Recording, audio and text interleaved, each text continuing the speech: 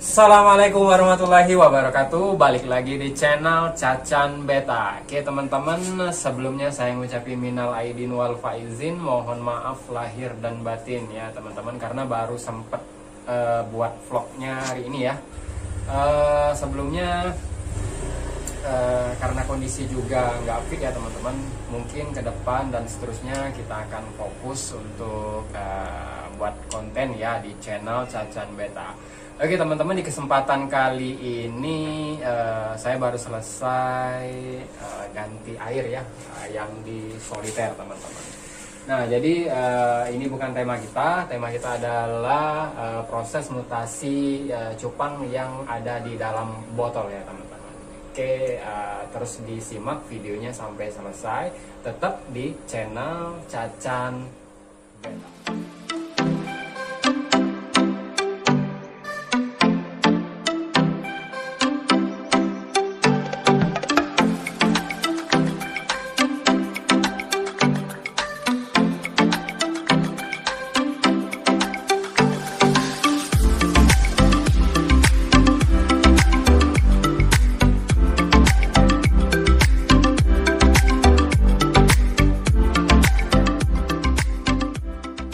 Oke teman-teman, sebenarnya proses mutasi yang baik itu adalah ketika kita memindahkan dari kolam tempat pembesaran ke botol maupun ke soliter ya teman-teman. Karena karakteristik ikan itu keluar pada saat kita pindahkan di satu tempat adalah satu ikan ya teman-teman. Nah jadi di sini keluarlah warna maupun foamnya mulai kelihatan teman-teman.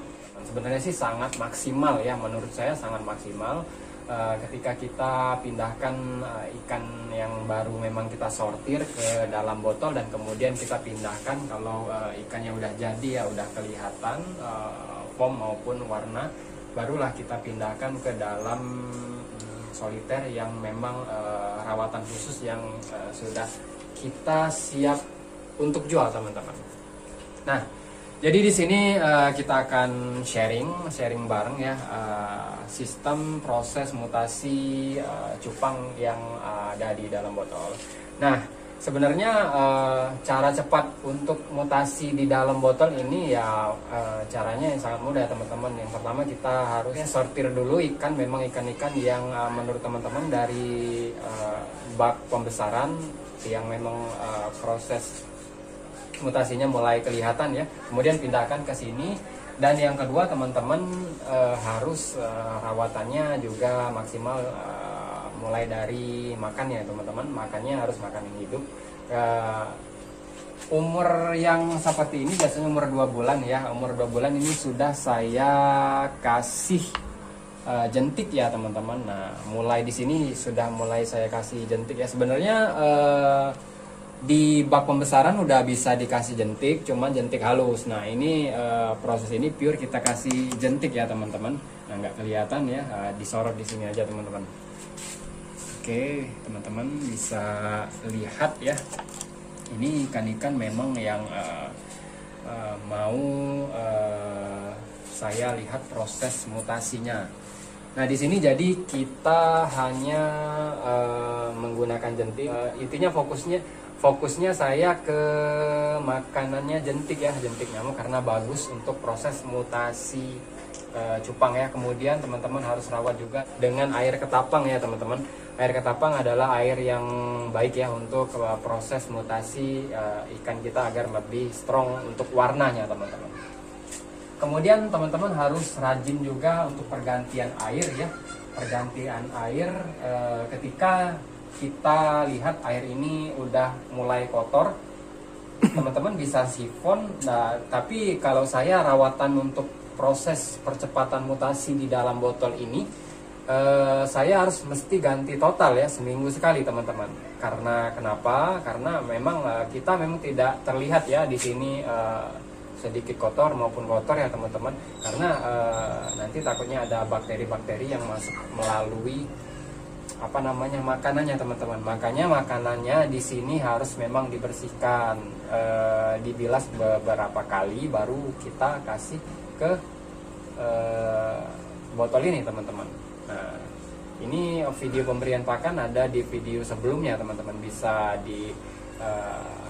lihat di scroll ya, video terlama saya ini pemberian pakan yang baik untuk cupang yang di dalam botol ya. Nah, kemudian teman-teman di sini wajib diteduhi ya teman-teman, dari panasnya sinar matahari, nggak boleh langsung kena sinar matahari, karena beberapa teman-teman juga banyak sharing ke saya ikannya banyak mati. Ya benar, kalau di bak ya nggak apa-apa kena sinar matahari langsung, asal ada naungannya teman-teman. Kalau langsung dari matahari langsung kena botol ini, kemungkinan ikan akan menjadi mati. Dikasih naungan aja, kemudian dikasih, jika teman-teman tempatnya indoor itu bisa dikasih pencahayaannya lampu teman-teman ya. Jangan nggak dikasih lampu sama sekali. Kalau malam boleh dimatiin. Nah, jadi di sini prosesnya sangat mudah ya teman-teman, nggak usah teman-teman takut ya. Intinya sih kalau mutasinya udah keluar, kita pindahin, kemudian teman-teman dipantau aja 1 minggu 2 minggu, nanti kelihatan ya yang mana yang cakep, yang mutasinya jadi, dan mana yang memang gagal mutasi. Biasanya kita kalau udah lihat itu udah sortiran awal, itu insya Allah jadi semua. Karena kelihatan mutasi baik dengan tidaknya itu nanti kita lihat di dalam kolam pembesaran itu teman-teman. Kolam pembesaran itu memang terlihatnya di sana. Biasanya saya sortir ini di 2 bulan teman-teman, 2 bulan. Jadi di sini sebulan, di botol ini sebulan, kemudian saya sortir ulang lagi, kemudian pindahkan ke toples ya, atau di soliter teman-teman. Nah, jadi di sini mungkin teman-teman bisa berkomentar, bisa nanya-nanya masalah proses mutasi. Nah, jadi ada beberapa teman-teman juga yang nanya, Bang, kenapa dilakban di atas sama di bawah? Nah, ada yang tahu jawabannya? Tahu teman-teman yang sudah tahu jawabannya silakan berkomentar. Nah, jadi di sini saya kasih penjelasan teman-teman. Sebenarnya nggak dilakban juga nggak apa-apa teman-teman, nggak dilakban juga nggak apa-apa, nggak disekat juga nggak apa-apa. Fungsi lakban di atas dan di bawah ini adalah agar ikannya main di tengah teman-teman. Nah, cara saya melatih ikan adalah saya mulai latih di dalam botol teman-teman. Belajar flaring, belajar mental dia di dalam botol dulu teman-teman. Ketika dia sudah bagus mentalnya, barulah kita ditaruh di toples maupun soliter. Nah, di sini mentalnya udah kelihatan. Tinggal kita tunjuk aja gini teman-teman. Dia udah mulai ini dia ya, udah mulai tahu ya. Karena kita latih di dalam botol teman-teman. Nah, jadi di sini tinggal mainin aja pakai stick ya, flaring stick. Kemudian teman-teman atau dibuka sekat ya. Nanti kita buat juga ya konten yang agar ikan kita mentalnya selalu aman ya, terjaga ya.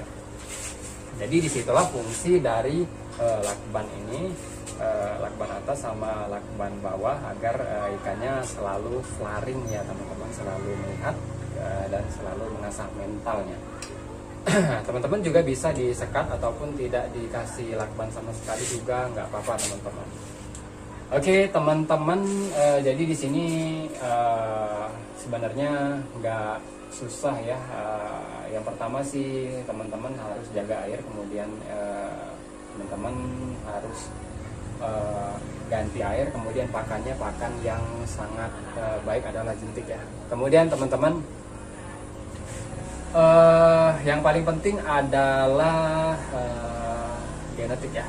Karena kenapa banyak pertanyaan mutasi? Karena memang ketika kita breeding teman-teman, misal breeding kita dan hasil anakannya itu tidak jadi semua, alangkah betapa sakit hatinya kita teman-teman. Ikan yang kita besarin dari kecil hingga dewasa nggak menghasilkan apa-apa. Kita udah capek cari makan, apalagi kalau yang beli teman-teman, cari makan, kemudian rawatannya, kemudian ganti airnya, itu biaya kos yang kita keluarin itu bukan kecil ya teman-teman. Akumulasiin aja satu ikan ini ya berapa yang kita keluarin. Nah, dan hasilnya ini zonk teman-teman. Nah itu betapa sakit hatinya kita. Dan yang intinya teman-teman nggak usah takut ya, pada saat breeding teman-teman carilah indukan yang memang berkualitas ya, tahu asal usulnya. Kemudian teman-teman insya Allah nanti rawatannya hasilnya akan memuaskan dengan rawatan yang sangat maksimal ya teman-teman. Nah ini ikan-ikan ini memang ada beberapa yang harus mesti saya rilis ya teman-teman. Ada yang size-nya telat, kemudian ikannya lengket, dan ada yang mutasinya nggak keluar, ada yang silo teman-teman, dan ada yang sebagian yang memang yang bagus. Nah di sini kita harus putar juga.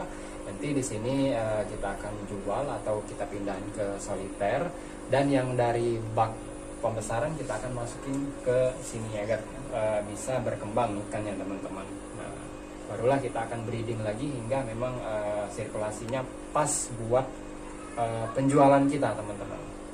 Nah jadi di sini ikan yang memang di dalam botol teman-teman, memang di dalam botol ini memang adalah ikan yang memang cepat untuk bermutasi, karena ketika ikan di dalam botol ini adalah ikan yang memang jati dirinya akan keluar ketika kita pindahin di dalam satu botol satu ikan teman-teman.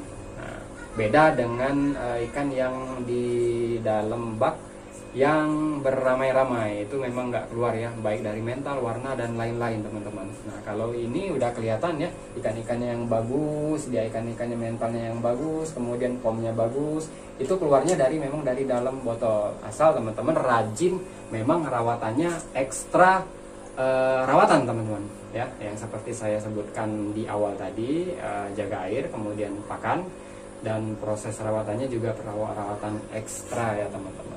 Oke teman-teman, demikianlah video ini ya teman-teman, video singkat ini. Mungkin kedepannya kita akan buat video-video keluar atau di dalam sini ya, yang pasti tentang edukasi, tutorial maupun pembelajaran-pembelajaran mengenai ikan cupang. Dan bagi teman-teman juga kita sharing bareng-bareng di sini. Dan bagi teman-teman yang khusus di kota Palembang, kalau mau dikunjungi farmnya silakan DM di akun Instagramnya saya, Spesialis Silo Indonesia maupun Cacan Beta ya. Nanti kita akan kunjungin dan kita akan sharing bareng ya. Hitung kita akan ngobrol-ngobrol santai, dan kita sharing bareng sama teman-teman lainnya. Oke teman-teman. Oke teman-teman, silakan tekan tombol subscribe bagi teman-teman yang belum subscribe ya, agar channel ini lebih berkembang, dan kita akan sama-sama mendukung percupangan Indonesia ya teman-teman. Oke, saya akhiri dengan wabillahi taufiq wal hidayah. Assalamualaikum warahmatullahi wabarakatuh. Salam cupang Indonesia.